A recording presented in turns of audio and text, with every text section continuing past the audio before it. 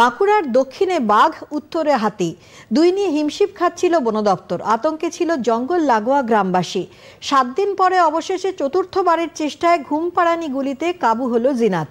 গতকাল ছোঁড়া হয়েছিল 3টি গুলি, একটি ফসকে গেলেও 2টি লাগে বাঘিনী জিনাতের গায়ে, কিন্তু তাতে সে কাবু হয়নি। আজ জেলার দক্ষিণ বন বিভাগের মুকুটমণিপুর কংসাবতী জলাধার সংলগ্ন এলাকায় গোসাইডিহিতে চতুর্থবারের ঘুমপাড়ানি গুলিতে ক্রমে নিস্তেজ হয়ে পড়ে সে।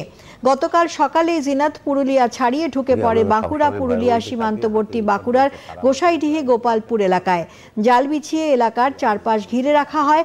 রাতে আগুন জ্বালিয়ে সার্চ লাইটের মাধ্যমে বাঘিনীকে আটকে রাখার চেষ্টা চালায় বন দপ্তর। সকালে অভিযান স্থগিত রাখা হয়।